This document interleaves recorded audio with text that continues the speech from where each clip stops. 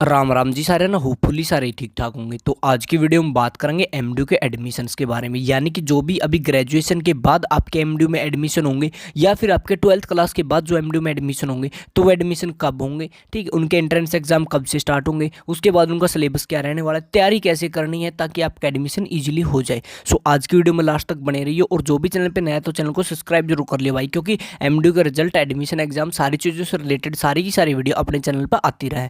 तो सबसे पहले बात करते हैं एमडीयू के एडमिशन के बारे में। तो आपके जो एमडीयू के एडमिशन है वो होते हैं आपके टोटली एंट्रेंस एग्जाम के बेस पे, यानी कि आपका एंट्रेंस एग्जाम होगा एमडीयू के अंदर ही, उसमें जितने नंबर आएंगे उसके हिसाब से आपके एडमिशन होंगे। तो आपके 12th क्लास के या फिर आपके ग्रेजुएशन की मेरिट कोई मायने नहीं रखती है। उसके बाद दूसरी चीज़ क्या है कि आपका एंट्रेंस एग्जाम होगा, एंट्रेंस कब होगा, फॉर्म कब निकलेंगे, इसके बारे में बात कर लेते हैं। तो एमडीयू के जो एडमिशन है वो हमेशा आपके ग्रेजुएशन के एग्जाम्स के बाद या फिर 12th के एग्जाम के बाद स्टार्ट होते हैं।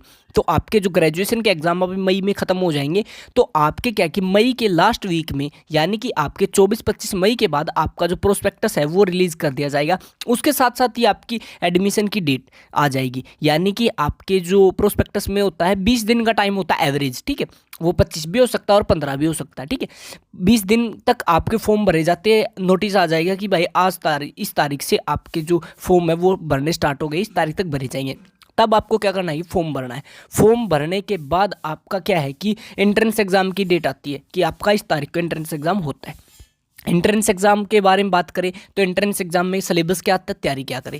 तो एंट्रेंस एग्जाम का जो सिलेबस आता है वो मोस्टली आपका प्रीवियस क्लास का या फिर आपका प्रीवियस कोर्स का सिलेबस आता है। जैसे कोई बच्चा अगर आपका 12th क्लास के बाद एमडीयू में इंटीग्रेटेड कोर्स करता है तो उसको 11th-12th का सिलेबस आता है। उसके बाद जो बच्चा आपका ग्रेजुएशन के बाद आप पीजी में एडमिशन करते हो, पोस्ट ग्रेजुएशन में लेते हो, तो उसमें ग्रेजुएशन का सिलेबस आता है। जैसे हिस्ट्री वालों के लिए हिस्ट्री का आएगा, पॉलिटिकल वालों में पॉलिटिकल का आएगा, ज्योग्राफी में ज्योग्राफी का, केमिस्ट्री में केमिस्ट्री, फिजिक्स में फिजिक्स का। ओके, यानी कि हर कोर्स का पिछली साल का 3 साल का सिलेबस है वो आता है।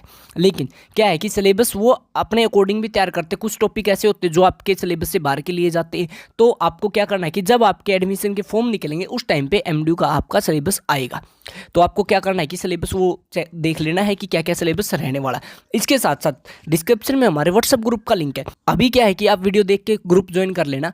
आज शाम को सभी के सभी जो पिछली साल के सिलेबस था सेम रहता सिलेबस सारा का सारा, तो हम क्या करेंगे कि पिछली साल का सारे सिलेबस आपके व्हाट्सएप ग्रुप में डाल देंगे। वहाँ से आप अपने कोर्स के हिसाब से अपना जो है सिलेबस डाउनलोड कर लेना। सिलेबस डाउनलोड करके आप प्रिपरेशन कर सकते हो। उसके बाद जो एमडीयू के प्रीवियस ईयर क्वेश्चन पेपर होते हैं, यानी कि 3 साल के, 4 साल के, 5 साल के, वो क्वेश्चन पेपर हम जो स्क्रीन के ऊपर नंबर दे रखा इस नंबर पर व्हाट्सएप मैसेज कर देना, हम आपको प्रोवाइड करवा देंगे। देखो ये चीज़ है कि आपके लिए इतनी सारी चीज़ें प्रोवाइड करवा रहे हैं, लेकिन जो ये आपको पेपर्स प्रोवाइड करवाएंगे इसके कुछ चार्जेज लगेंगे। व्हाट्सएप पे आपको सारी की सारी चीज़ें एडवांस में बता देंगे, ये चीज़ हमारे पास अवेलेबल होगी, इतना इसका चार्ज लगेगा। ओके, ज़्यादा चार्ज नहीं है, मिनिमम से चार्जेज है, आप इजीली पे कर सकते हो। तो आपको जिस भी कोर्स के प्रीवियस ईयर क्वेश्चन पेपर चाहिए आप स्क्रीन पे दिए नंबर पे मैसेज करो, उसके बाद आप ले सकते हो, ठीक है।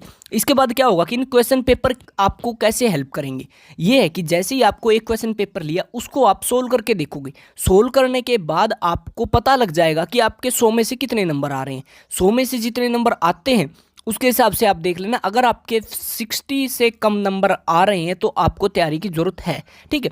फिर आपको तैयारी कैसे करनी है, जहाँ पे आपके नंबर कटे हैं, जहाँ पे आपको ज़्यादा सोचना नहीं पड़ा जिस क्वेश्चन के लिए, ठीक है, उनको छोड़ के जहाँ पे ज़्यादा नंबर कट रहे हैं या फिर ज़्यादा सोचना पड़ रहा है वो क्वेश्चन आपको उन टॉपिक्स को प्रिपेयर करना है। जैसे कि आपका मान लो कि पंचायती राज में आपके नंबर कट रहे हैं तो आपको पंचायती राज बढ़िया तरीके से प्रिपेयर करना। ओके, उसके बाद अगला क्वेश्चन पेपर सोल्व करके देख लेना। इसमें आपको पता लग जाता है किस टाइप के क्वेश्चन आते हैं और हमको कैसे सोल्व करने हैं। उसके बाद आपको बता देता हूँ जो आपके 100 क्वेश्चन आएंगे ये 100 के 100 आपके एमसीक्यू क्वेश्चन होते हैं, यानी कि आपको चॉइस फिल करनी होती है 4 में से 1 सेलेक्ट करके। ओके, ना कोई नेगेटिव मार्किंग है, आपके लिए पॉजिटिव पॉइंट है, ठीक है।